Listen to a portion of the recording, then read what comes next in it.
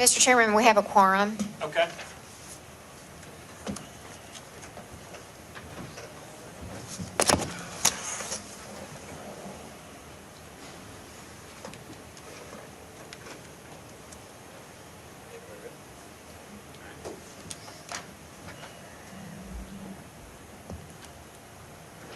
Okay, I'd like to call the January 15th, 2014 City of Brookhaven Zoning Board of Appeals work session meeting to order. Note for the record that all members are present and accounted for except for Kent Gibson, who was unable to be here due to a scheduling conflict. We'll move into organizational and procedural items. Mr. Chairman, when we get to the regular agenda, we will need to elect a chair and vice chair for the year. So that will be an item on your regular agenda. Okay. Any questions about that from anyone? We nominate Hope. More than welcome to. All right. I nominate Kent. He's not here to defend himself. Yeah, but you're not here. Does that mean we get to adjourn? All right. Moving on to unfinished business. As we move into the regular agenda, unfinished business will be case 1327, which is known as the Pink Pony case. This is actually going to be a request for a 90-day deferral, which we would recommend that the board grant. We have requested that in that deferral time period, as the applicant prepares updated data for their position, that they resubmit any data to the staff no later than March 21st at 5 p.m. so that the staff has time to react to their position and prepare data for the board. So this would then travel to you April 16th. Okay. And the deferral, based on the deferral, we expect a much clearer record and more information to base our decision on? Their request for deferral relates to their reaction to our review of their land development permit, and they wanted more time to respond to that. We recommend that you do grant the 90-day deferral. Addressing staff comments, is that what they're doing? Yes, sir. Thank you. So on the conclusion that on the write-up, were you basing that on the information that you had received them prior to their requesting the 90-day deferral? The conclusion in the write-up is from the first case. The only update to the report you have is just the bold and italics that indicates they've asked for a 90-day deferral. So if you look on, if you're looking at packet page 12, under staff recommendation, says the applicant has requested a 90-day deferral and that the staff report will be updated upon receipt. So we don't have an update to give you because we don't have anything else to respond to. So we could put that in as a condition of the deferral, possibly, that they have to submit any new information by March 21st? Yes, that would be perfectly fine. Okay. 5 p.m., March 21st.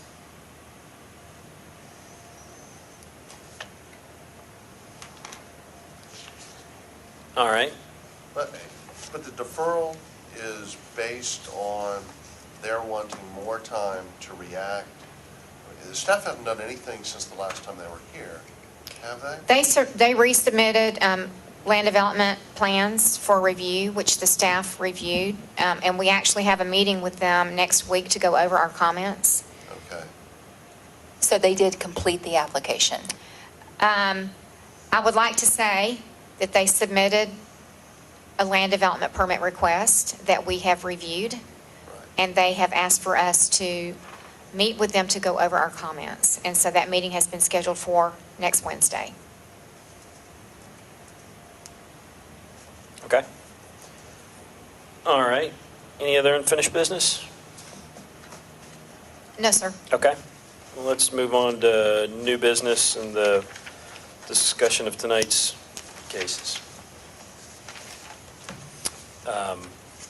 You want to go ahead and start with the first case, ZBA 1350? Sure. Let me let you know, too, that Mr. Curry, our city attorney, will be here tonight. He is in another meeting, and he is en route. So he was trying to make it for the work session, but it may be 7 o'clock before he arrives. Okay. Maybe he can join us for dinner. Perhaps. The first case is RZ 1350, and this is for property located at 3332 Breton Court.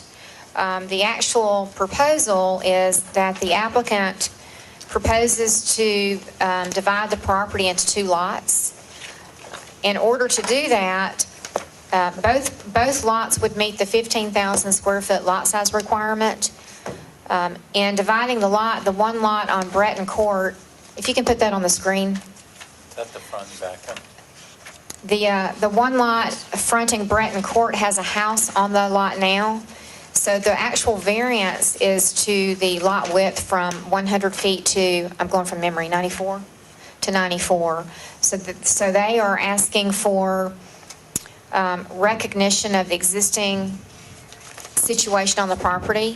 The balance of the property that would allow for an additional lot meeting 15,000 square feet with frontage on Osborne, that particular lot would be totally compliant. So the non-compliance is the lot width on the portion of the lot fronting Breton where there's an existing house. Which seems like just a non-conforming grandfathered use, if you will, which would never come up except for this application. That's correct. Would it be possible during it wasn't in the submitted application, but it was something that I looked at when I was reviewing the case, was the city GIS map, looking at I guess that run of houses along there. Is it possible to pull that up on the screen during the meeting? We can try. Okay. You want to see if we can do that now just to see? Yeah, I thought that was almost a little more telling than anything. Are you suggesting maybe the houses next door have the same problem?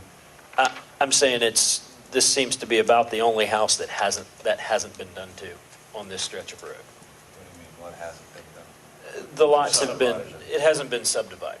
Oh, I see what you mean. So it's kind of, while it may seem like a special privilege, but if you look right there, you can see it in the middle. It's the only one that hasn't been cut into out of all those along that stretch there. Which one is it? 3332. It's that one. Okay, gotcha. So you can pull up GIS maps now for us at any time We just did. in like 10 seconds? That was pretty good. Very impressive. Our technology is This is advancing. the Or you can- yeah, this or is you can print 'em out NSA and bring 'em with technology. We can tell you what you're having for dinner, yeah. Any other questions on this particular case? I don't have any. Okay. Anyone else? Unless, of course, you aren't here, then All right. The next one would be I think ZBA that's a good point. 1351. That's a It's a good point, yeah. Case 1351 is actually a stream buffer variance request. This particular application came in prior to the enacting of the moratorium, so this one is able to be heard. As in regard to the other cases you heard last month, this is a case that I opted not to consider administratively, therefore it's construed as a denial, and it defaults to the board for your review. In this particular situation, a few months ago, an inspector discovered that someone was building without a permit, so a stop work order was placed on the construction, and we found that the pre-existing carport or garage was in the state EPD 25-foot buffer. This particular proposal removes the new garage out of the 25-foot buffer. So this proposal is further away from the stream and outside of that 25-foot state buffer. We have supported it, and we do have a condition that's a mitigating condition. And Bennett is here tonight if you have any questions about the stream buffer and the impacts on this proposal relative to environmental criteria. So you're saying that it was already under construction, and has it already been corrected to pull it out of the 25-foot state stream buffer? The proposal, the structure that was being constructed, that was found to be under construction without a permit, a stop work order was placed on it. And that would be The new- this, Yeah. okay. The new structure is not in the state 25-foot EPD buffer. The old structure was. So this proposal and this new structure is in the 50-foot buffer, and it has less of an impact in that it's further away from the stream than the pre-existing garage was. Do they have a rationale for why they were building a structure without a permit to begin with? No, I didn't talk to them. I don't know. Did they pour, And the contractor at the time is no longer here. did they pour a new foundation for it? Or are they using the same foundation? I think it would have to be new It's due a to new the fact that it's foundation. in a different location. Sorry. They have poured a new slab. So they moved it further back away, which gets it, the stream is right. The stream's in the front of the property. Oh, okay. Driveway across the street used to be right here. Yeah, I was Yeah, it's looking at it, yeah, so this is front, yeah. So they moved it further back to get it out of the stream buffer. Yeah, exactly. If you look at this map though,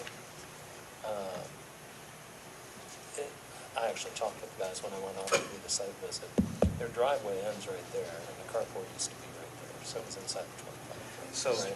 and What they've done, all that riprap is in the yard. What they've done is they've added brick here to extend the driveway.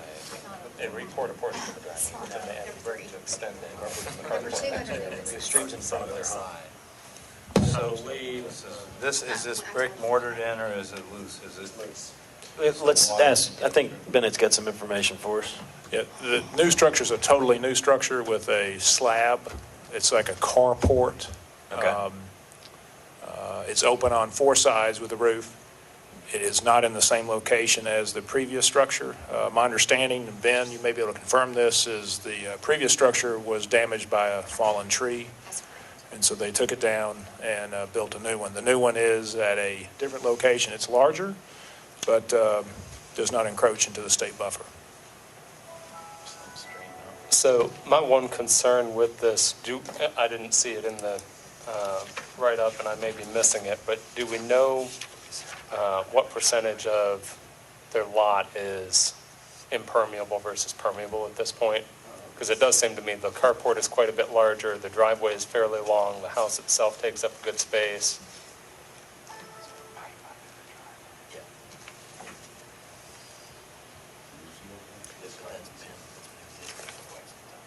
Yeah, that wasn't added.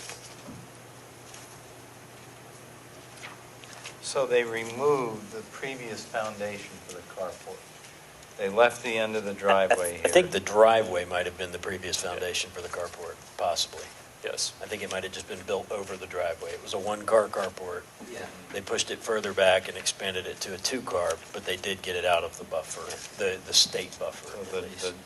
the downside is they increased the impervious surface, but the upside is they pushed it back and further. I think they lucked out that they wanted a 2-car carport, so they had to push it back, and therefore it got out of the They state lucked out buffer. because we couldn't have done it, we couldn't have approved it if it had been in the 25. Well, Corey, to answer your question, as you can see on the site plan on the bottom left-hand corner there, related to lot coverage, it shows that they're at 25.41%. Okay, thank you. And it is 35 is the maximum, right? Okay, so they're well under that.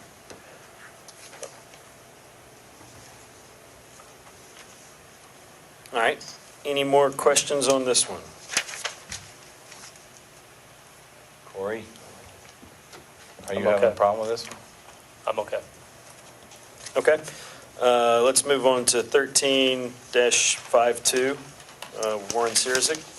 This is a request for a rear yard setback variance, and this is for the enclosure of a deck on the back of the property. It's not a request to extend or encroach in the backyard any further than the deck already does.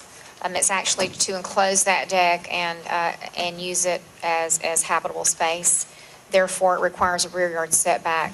I believe there was one comment in your, that we received that's in your package from a property owner in the area. Michael Lennon. And not meaning to put words in his mouth, but if, in paraphrasing, he seems to know that there was previous variances granted on the property, and it appears from his letter that he is wanting to make sure that there's no further encroachment from what the deck identifies, and he was just concerned about how tall, I believe, the enclosure might be. But you have that in your package. Okay. And there, we don't have any control over height. I'm guessing. Well, there would be a height limit in the district, and Right. certainly one would think he wouldn't go taller than the existing roof line or Right. or the eaves there. But it sounded like what Mr. Lennon's opposition was in line with what the applicant is seeking insofar as they do not want to expand the impervious coverage. They're just trying Correct. to enclose what's currently there. That's correct. And we have supported the request. Okay. All right. Any more questions on this one?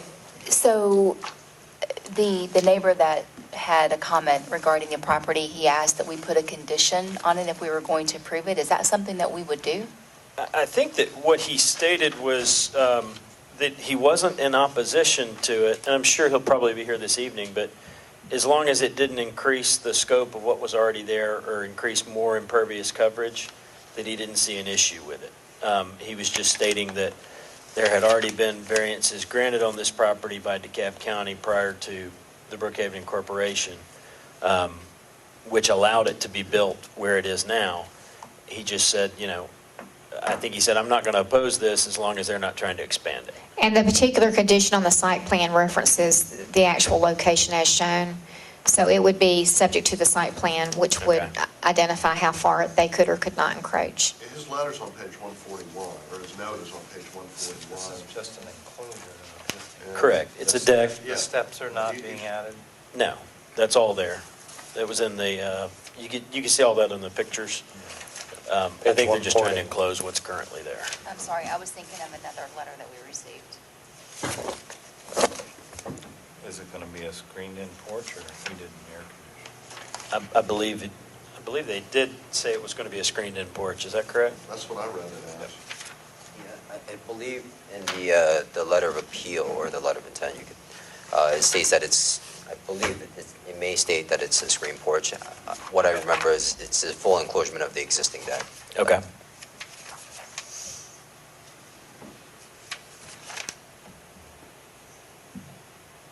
All right, any more questions on this item? All right, ZBA 13-53. I am going to recuse myself from this particular item because I own the adjacent parcel to this, and I bought it from the owner of the property in question. So just to avoid any potential conflict of interest, I'll turn over the gavel for this portion of the meeting. We'll come back and get you. Okay, thank you. Hopefully. It-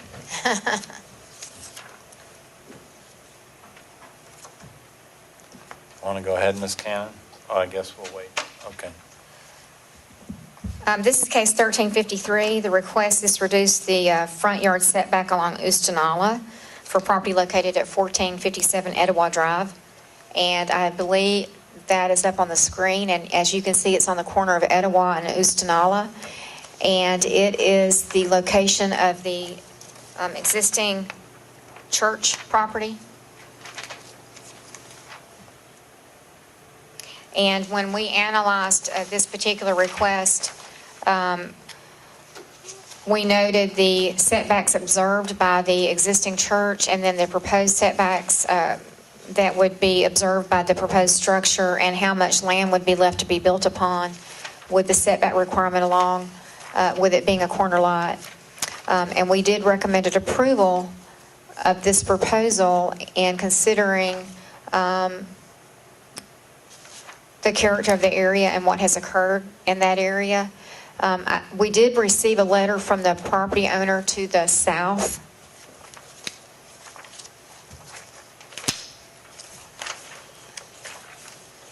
And it is in your package, and I believe you also have a hard copy of it. Actually, it's not in your packet, but you did receive the copy. I think it came after the cutoff for being posted, so you have a hard copy.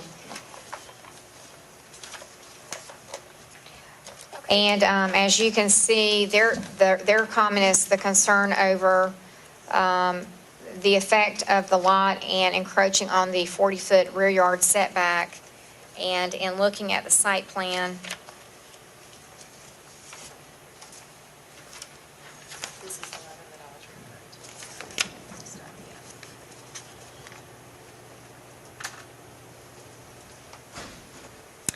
to. the site plan on page 155 in your packet,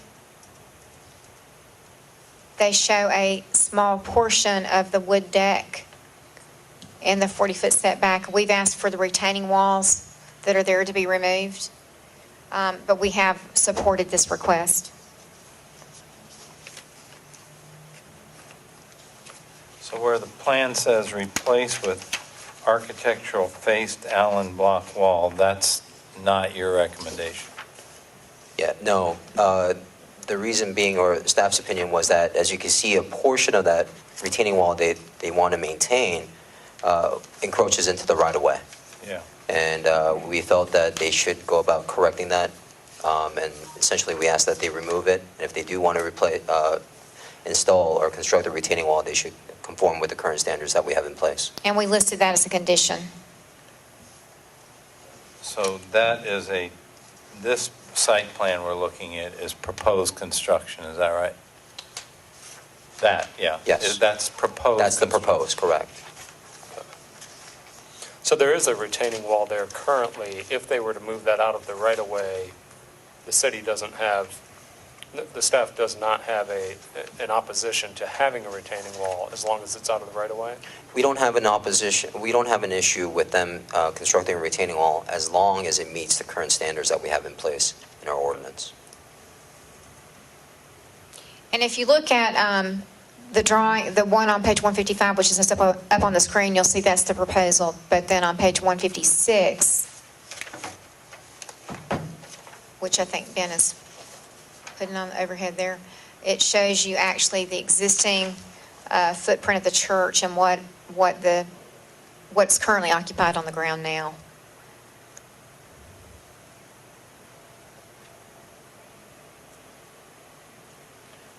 Is the church still a record owner? No, I believe it's the applicant or the identified property owner per the application. White Stick Properties, I believe. They're the owners of the property. Let's check the application. I'm sorry? I said, let's check the application. You know, The application says White Stick White Properties. Stick is the owner. Yes. Yes. And Don't they- some people get that wrong, or do you check that? Do you check that against the property and tax record? No, we do not. Sometimes the tax records are a little slower to be updated. Yeah, sure. But when we went out to the site, White Stick Properties did place a sign on the property that stated that they're the property owners. Well, I would just note for the record that a church is usually tax exempt. This will now be taxable, which is good for Brookhaven.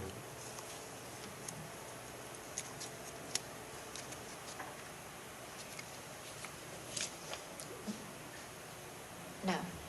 Do you have any other questions regarding this case? Where are the neighbors who wrote the letter? They're directly to the south. If you could, you see it says adjacent dwelling. Yeah. They're right there. Who else? If you could give us a moment on this one, please. Absolutely.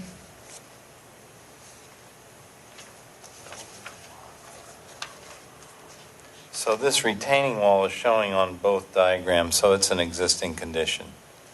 Correct. When from a site visit, I confirmed that the retaining wall is existing, as shown. So you want a condition to remove the encroachment from the right of way? And for the wall to be compliant. We Right. have a condition listed in the staff report. In that regard, condition number 2. Okay. So this is what I was referring to earlier. The neighbors requested that we put a condition on the approval. Right. Well, they're essentially asking that in the future that no variance be granted within that 40-foot rear yard setback.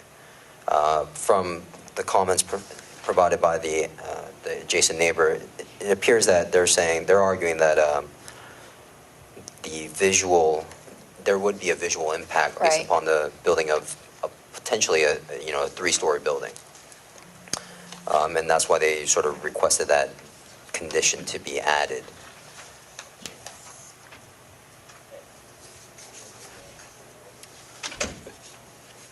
Ben, I'll note that the opposition, not opposition letter, but comment letter here states that the condition does not cause a hardship because it does not impact their site plan as submitted. I believe it does impact that small corner of the deck that would be inside the 40-foot Well- line. Does that make any difference whatsoever?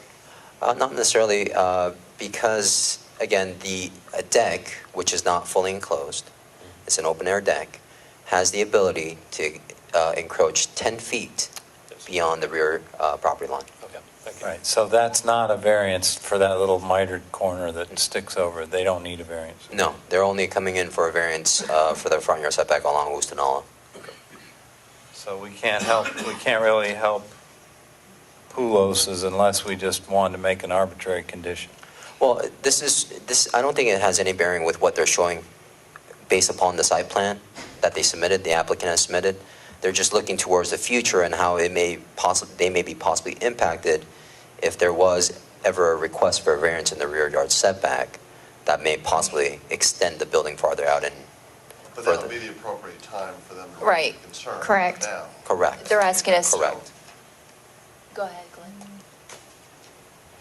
I mean, we couldn't make a condition upon something that hasn't been requested.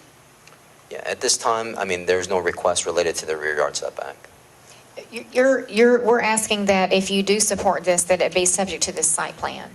So if there were a proposal in the future, it would have to come back to you. Sure, I'm just thinking about the neighbor who's going to be here, and they're going to want us to include this. That's what my question is. Okay. Have But I they- think the response is that the application's not really affecting that. It's not appropriate for us to consider something that's really not before us to try to put a condition on it. Agreed. I'm sorry. Mr. Song, have they submitted enough data in their plans for you to confirm the other things you like to confirm, like lot coverage ratios and impervious surface, et cetera?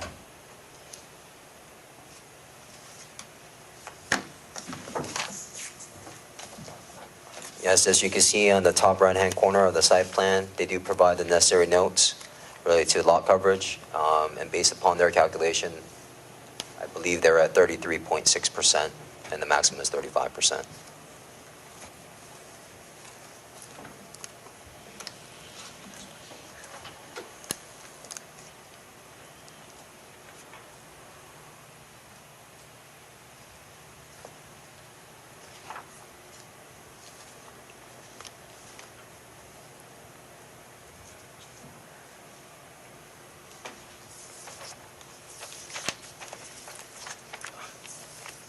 Any other questions? Do we have the data to check, Mr. Song, if they've included the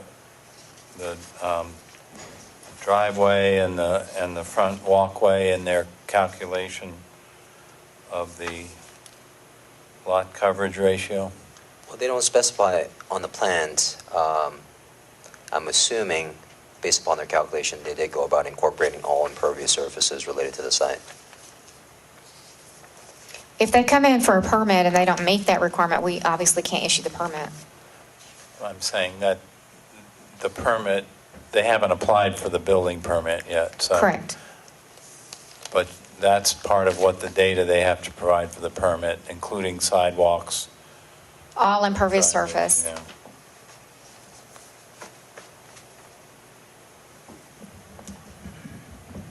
You guys may have answered this question, but the request from the neighbors to the south of no future variances, we don't really have the authority to guarantee that a future board won't grant a variance, do we? No. So, I mean, we can say that, but we don't really have the legal authority to enforce what they're asking. No, and that's not what's before you. Okay. I presume the church has already been demolished, the site's been cleaned up? Yeah. We were talking. No, it hasn't. It's still existing. That I believe Yet that. they've subdivided, was a subdivision plat approved? Well, our GIS shows it as 2 lots currently. Huh? GIS shows it as 2 lots currently. Okay. You'll just have to come back when that comes before the board.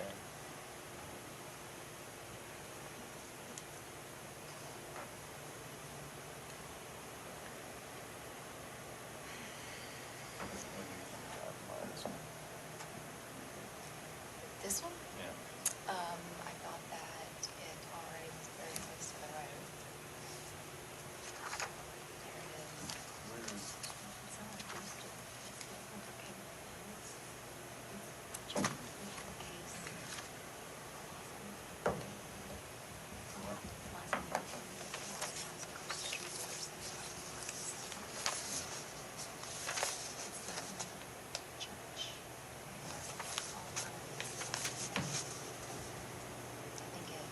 Okay.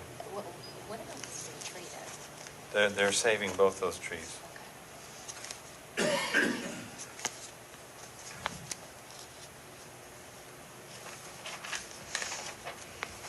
This seems like one of those cases we've handled many times before where because it's a corner lot, it's virtually unbuildable without a variance.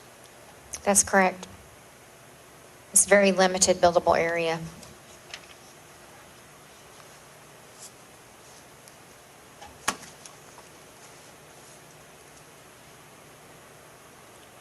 Obviously, they've designed the house around this proposed variance.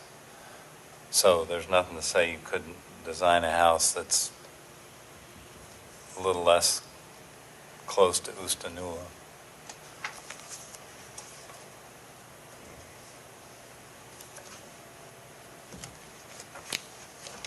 Okay, any other comments, gentlemen?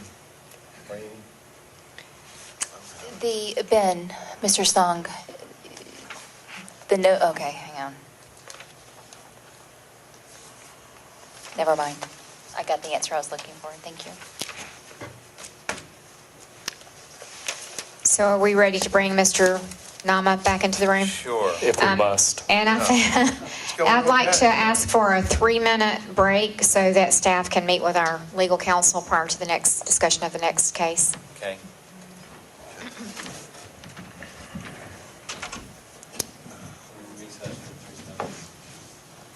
We're ready.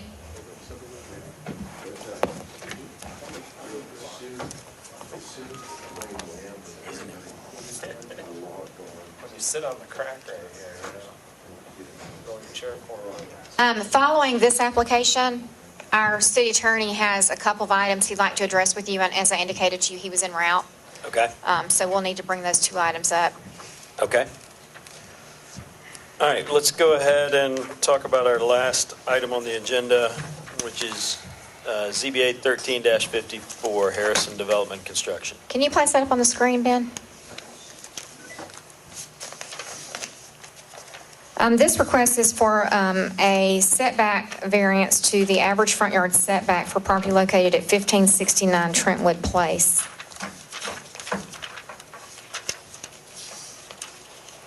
And actually, Ben, you know this case backwards and forwards, so I'm going to let you take this one. Okay, so as you are aware, per the staff report, we did state that they did initially receive a building permit from the city as of July 26, 2013. And I'll bring up the site plan that they were actually approved for.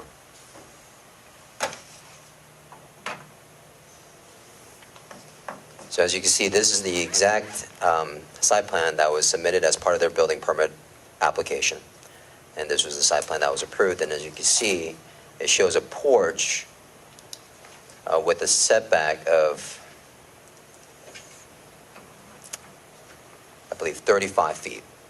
So essentially what they were showing was that they're in compliance with the district setback requirement along the front yard. And that was the way it was approved, again in July.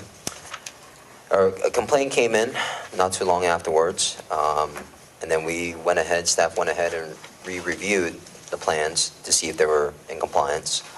And we determined that the average front yard setbacks were not applied correctly to this site. And as of that conclusion, we issued a stop work order. The stop work order was issued on December 16th. The applicants submitted their variance, which essentially is requesting that the average front yard setback be reduced from 50.45 feet to 35.6 feet, which is pretty much the as-built location of that building currently on the property. With or without the porch? This is inclusive of the porch. Just one clarification, though. Let me just bring up the other side plan. As you can see, as indicated here, the length from the corner of the porch to the front property line is 35.6. So the request is inclusive of the porch. However, it's not inclusive of the steps. And what was the setback on the plan that they submitted? The plan, original plan that was approved per the building permit was 35 feet.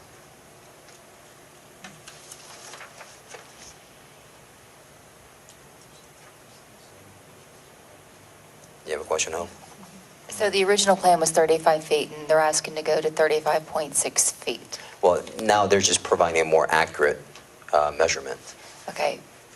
The- But initially, the incorrect average setback, Initially, Was the applied. average front yard setback, which should have been applied, was not.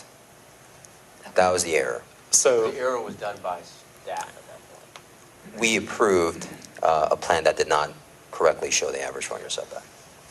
That's correct. So the And it dotted showed the line- minimum of the district, but not the What average was the setback. date? Do you know the date we approved that? permit? July 26 is when the building permit was issued. what did we think the setback was when we approved the application? I believe that when the permit was issued, it was issued based on the minimum setback of the zoning district, which was 35 feet, and not the average setback. Got it.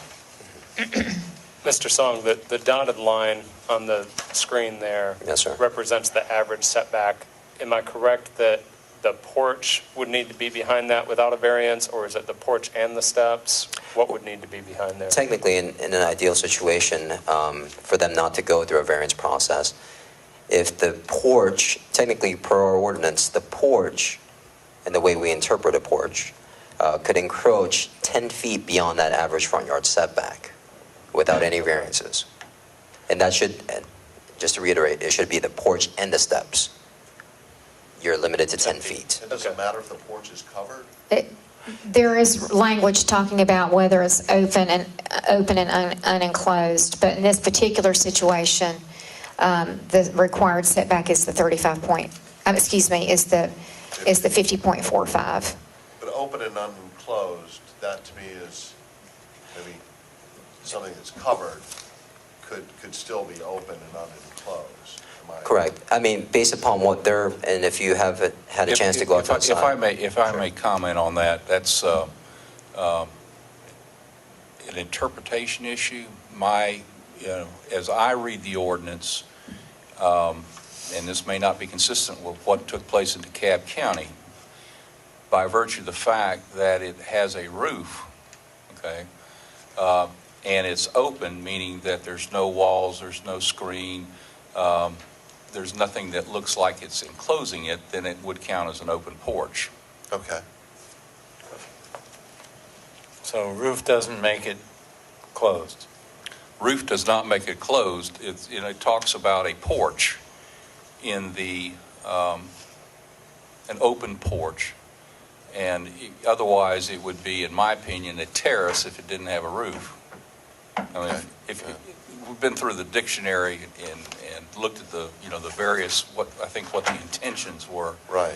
But to enable somebody who otherwise was within the front yard setback as far as the house would go, to go another 10 feet to enable steps or this type of thing. But what's occurring in this case is that the house itself is outside of the average setback amount. So if it had been at 50.45 feet and had been moved back, then you could have had the porch going forward. Right. So how much of the house, excluding the porch, sticks out beyond that average setback?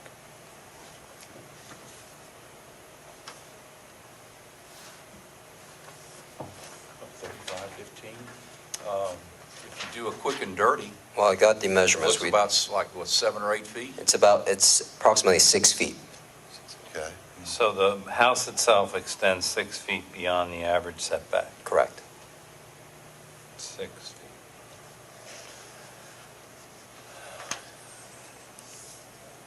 It appears that this is a controversial case, Counselor, and do you perceive certain liabilities for the city depending on the outcome of the case? Depending upon, and to answer this question for you, first of all, it was a subcontractor that issued the permit. Okay, it was a contract with the city. They indemnify the city and have insurance in the event that, let's say, something happens. Now, legally speaking, the issuance of the permit was what's called an ultra-virus act, which means it's void. It's as if it never was issued. Under sovereign immunity, the city cannot be charged for damages associated even for an ultra-virus act. That's sort of the hardcore stuff of it. Right. That actually somebody would have to seek redress against the third-party vendor, or in the case of the builder itself, whatever redress that may be. Absent any sort of abuse of discretion, any sort of malfeasance on the part of the city, then the city should be protected by sovereign immunity. And it's a tough call because the city makes a mistake and a house is built, and presumably you could say, well, move your house back or we're going to tear it down. Well, This isn't how would you measure damages? What would be the damages, and who would be damaged? Well, first of all, the builder is also charged with knowing what the zoning law is. And Right. the Exactly. builder had, a surveyor, and I'm familiar with this, and I do have a disclosure because I know the builder personally. Until he was 5 years old, he was my son's best friend before we moved to South Georgia. But be that as it may, it's his responsibility. So he's supposed to know what the ordinance is, and the surveyor, who is one he says he doesn't use anymore, actually surveyed and prepared the plan based upon the 35 feet. This isn't the first time that this average setback has been overlooked. So is there some reason why this was hard to find in the code, or somehow buried or obscured or not prominent enough or something? Was it cross-indexed? You're talking about how does this get gummed up? No, I'm saying, is there any question that the average front yard setback was properly on the books, indexed, and available for everyone to see?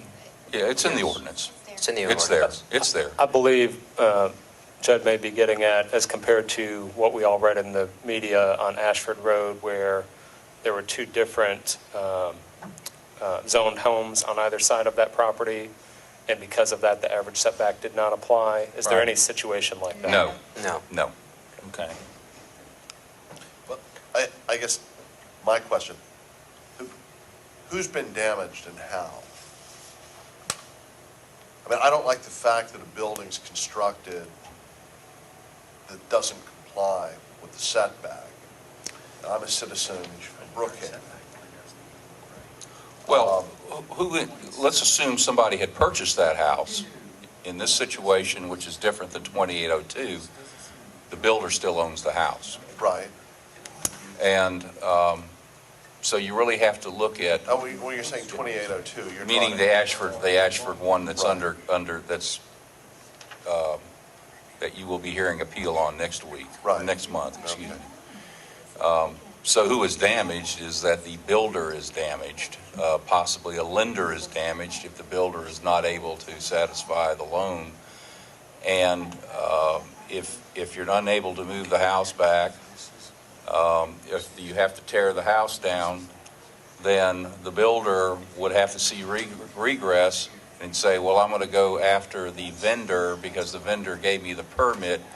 But then again, the builder had knowledge of the requirements in the ordinance, just like all of his other consultants did. So it's one of those situations where, But he's not entitled to rely on submitting the application and having the staff then approve it and issue the permit? no. Okay. And that's That's the what I hard, thought. I just that's wanna the make- that's the harshness of this. Right. You know, it doesn't seem right, Yeah. but still, that's the harshness of it. That's just government. I've got, Sorry. I guess I would just note that this particular builder is one who, I believe it indicated in our application, or in our staff report, as well as just living in this neighborhood, I see the signs throughout the neighborhood, seems to build a good bit in Ashford Park. I believe the staff report indicated, or maybe a comment letter he wrote indicated that he lives in Ashford Park. I have to believe he knew that the average setback was in existence. If he were asked that question, he would say yes, because he has built here before. As business people and even as professionals, when you are, I don't know how many homes he may have under construction at any one time in other places, and you have a project manager and somebody who is dealing with this situation on his behalf. I have spoken with him. He knows about it. He told me, he admitted to me he knew about the average yard setback, and it just blew his mind when found out that this was the issue that was here. So it was really probably one of those things where he was relying on somebody who reports to him and they just messed up. You don't intentionally go build a, $600,000 house, Right. where where you knew better and you just say, well, I got a permit, ha ha. Well, Yep. that's not the situation here. So I guess that leads me to, I feel sympathetic toward the situation, but I'm struggling with, outside of economic hardship, what is the hardship? Because we've got a builder that knew that an average setback applied, who may have relied on somebody else, but the question then is, should he have done that? The hardship is his own doing. I mean, he built the house. It is a hardship on him, and then if, may very well, I'd say the only other hardship would be neighbors, as this thing may get protracted for a period of time, trying to ferret it out. But, the only legal recourse this person has today is to come to you and ask for this variance.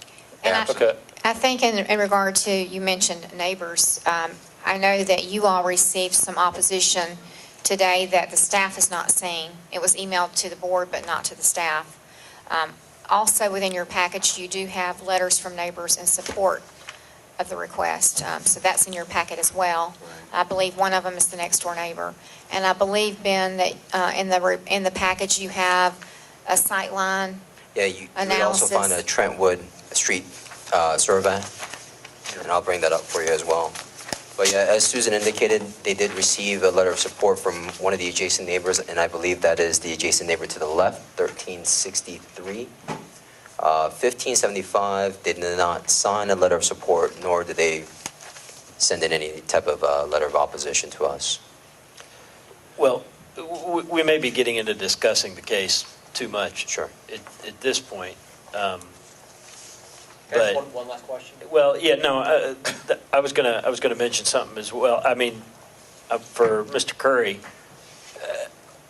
we're tasked with a very specific set of responsibilities.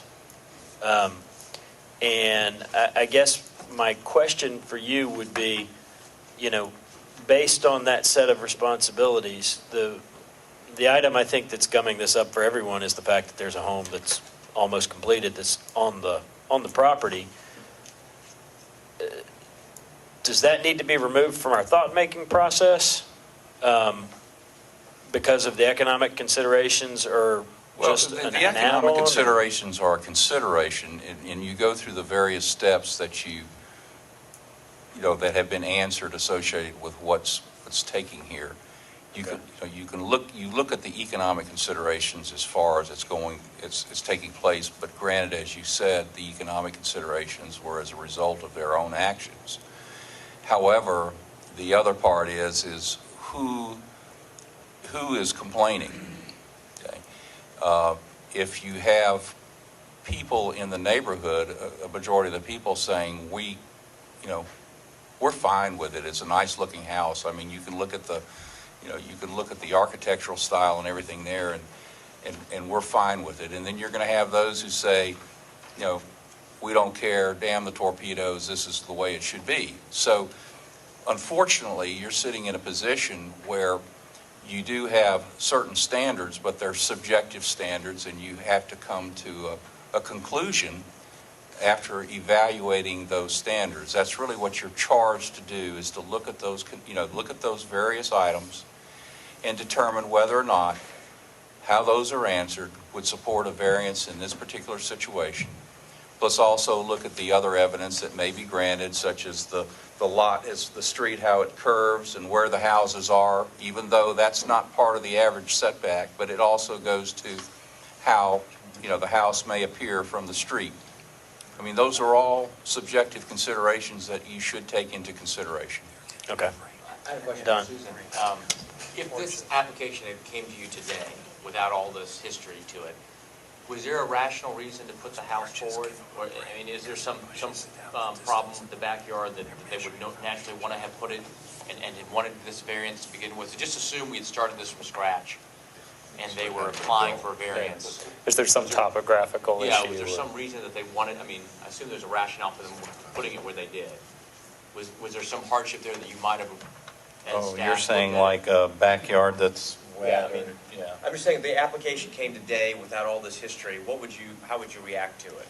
Well, this is obviously a prevalent issue that we're dealing with from issues that have happened. And so there's quite a bit of focus on new permits coming in and the focus on the average setback. So that obviously is the first thing that we go to, is that that's a requirement. And I've been by this property, and I've been up and down the street, and I've looked at the angle from where it's sitting now. And my recollection from there relates to that it doesn't seem to be exceptionally narrow or shallow, and it's not an odd-shaped lot. I actually don't, I guess we'll have to look on that to see what the topo shows on the back, in the backyard. Yeah, it's really hard to tell from the copy that they submitted, but it appears that there is a steep, I believe the slope actually goes downward from the back end of the property to the corner. Why don't you show the front elevation, which shows that, Backyard's flat. which shows how severe that is. It's right here. Tim said that But it's not. he walked the whole time. Right. The backyard is flat in the back at this point.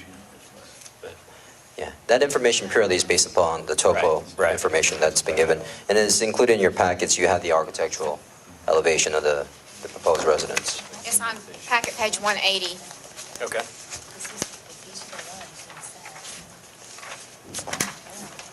And again, another note is, in regards to the criteria that the zoning board of appeals is to answer to, it states that it's to be compared to the same zoning district. What you have within Ashford Park are differing zoning districts. Along this stretch of Trentwood, there's zone R75. Along Ashford Road, it's mostly what you'll find as R100 zoning. So what we did was look specifically in our staff's analysis upon this segment of Trentwood, because again, the entire stretch is zone R75. I have a question, technical question. It appears you measured the average front yard setback from the front of the porches, the steps, or, you measured, it looks like you measured the average front yard setback based on where the stoop or the stairs or whatever those are protrudes from each of those houses.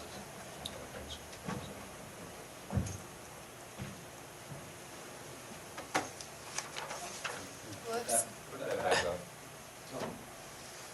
think it timed out. It appears to me that based on the way this line is drawn, that you measured them, this line from this point and this point, not from, the house proper. Is that the right measurement point? Have you measured this properly from here, this little porch protrusion? The question is does the 50.2 feet include the... 50.45. Or if you look at the one on the left, whether the 50.2 feet includes the area past the porch to the main structure? It looks like the arrow stops at the front of the porch. And my question is simply, is this the right figure for the front yard average setback? Is it proper to measure to this point or to the house based on this 10-foot porch?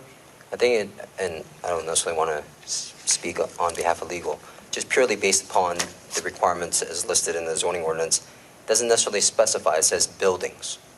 So it's a general term related to buildings. Counselor? Okay. Well, they averaged it to the porch. They averaged it to the building. I mean, this is part of the ordinance that we're dealing with because part of the building would include the porch. But the porch can But at the same extend time, 10 feet. exactly, the porch can extend 10 feet. We've just discussed this. That's right. That's So, right. I- So if... To Jed's point, I think you ought to exclude Yeah, the it seems- porch and go to the mass of the building. It seems the average Determine setback the would be a little average. further So back that- from what we're seeing yeah. here. So if that porch itself, and I'm just looking at the diagram, would on each side were 4 feet or 3 feet, then the average setback would have been 53, 54 feet, based upon that. In which And- case, it's even more. It's even more pronounced. I don't see a porch That's in the front. This house. I'm talking about the house next door. Well, you're right. That's a covered Yeah. porch? Yeah. Yeah, well, that does look And- like part of the And building. that drawing was submitted by the applicant. That That's wasn't correct. Correct. prepared by the city. It's actually prepared by the man sitting in the audience right now. Well, it Okay. was prepared by his land surveyor, Right, Right. so. that's him. Okay. Oh, he's here. The surveyors. What's his name? All right.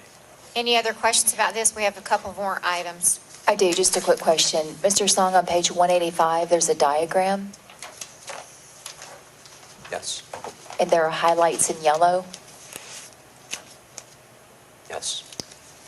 Can you help me understand what the highlights in yellow are?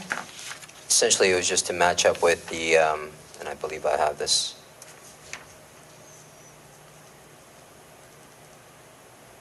Essentially, it was just support as part of what was presented in the staff report, just highlighting those identified locations per the survey to the spreadsheet that they provided. Okay, these aren't, the highlights in yellow are not neighbors who have, No, it's nothing Voiced specific. approval. Correct, okay, correct. thank you.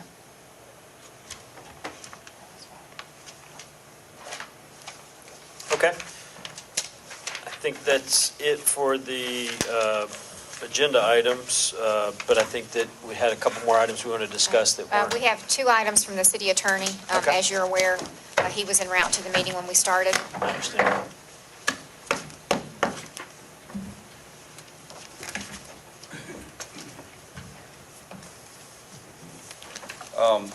Two issues. One, really, so that you all have no misunderstandings as to the type of information you can receive or how you should go out and seek information associated with any sort of request that's here, that you are really considered to be a quasi-judicial body. By virtue of that, any person who has an interest in the case should not approach you. And if they do, then, you should relay the fact that if you have an interest in the case, that we should be talking. The other is that if you're going through your information, you really shouldn't be reaching out to any applicant and talking to any applicant independent of anybody that's, of this particular body and proceedings. So it's it's synonymous to the fact that you can't go talk to a judge, and the judge shouldn't be talking to you. And so follow that also. And then there'll be situations where you get information or things are written to you that are from third parties that may not have copied the city. Then if you would, I mean, you can't preclude people from sending you any information that you may have.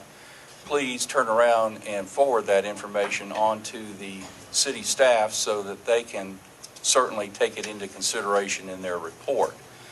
But do not respond to it. It's given to you.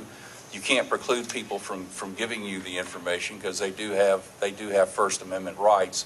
But the other part is that, you know, you can read it, but not respond to it, but certainly send it over to staff. So I just wanted to make sure to remind you of really the position that you're in and the conduct of not only yourselves, but also the conduct of those that have an interest in the property so that you can be aware of that. I think it's fair to say that it's a good reminder. We were counseled on this before the first meeting. We were trained on this, and those were very clearly covered. Would you all agree? I would agree. I do have one follow-up question. In the event that, as you know, most of us go out and do site visits for each site, in the event that we encounter an applicant there, how should that be handled? I would introduce myself to the applicant and tell them that, you know, you're on the Zoning Board of Appeals and that you want to do a physical inspection of it. If it requires their permission, then ask for it. But don't ask them any questions. And also, if they want to give you information, tell them that you can't talk to them about it. Thank you. Okay. All right. The other thing I wanted to talk about relates to your procedures. And you do have zoning procedures, and you have the ability to amend those procedures with 7 days' notice to a meeting. And all I'm doing is really bringing to you what I consider to be something that would make sense for everybody. That when you have a zoning hearing, there is no obligation. You get the information 7 days from the staff or whatever the information the staff has, and that's to the public. However, if you get into a complicated zoning matter or a complicated matter such as the one that is being deferred this evening relating to the Pink Pony, as you recollect, when that came about, you were inundated with lots of material from the applicant that you had no opportunity to review prior to the hearing. And then again, you have somebody who is appealing to you based upon a decision that an administrative decision has been made, who is under no responsibility to give you anything to look at until you come into this meeting under your own procedures. And so what I'm suggesting is that you consider amending your procedures that would require anybody who's going to give you a volume of evidence at the time of any hearing, because anything they give you is part of the proceedings and part of the evidence, that they have a 7-day requirement, just like the distribution here before the hearing, to provide you with copies of that, as well as copies to the city attorney. That way, you know, if you so choose, you have the opportunity to review the evidence and the documents that are going to present beforehand, just like you do with your package. Would that include emails received day of hearings like we've gotten today? No, I'm more looking at documents and things that, Okay. you know, if I come up to you with a big notebook of materials and I give it to each one of you a big notebook of materials and you're going to look at it and you start getting glazed over, that's the intended effect. Right. And while deferrals are a way to deal with that, it also backs everything up another month to do it. So what is the best way to handle that whenever we are presented with that at the time of the meeting?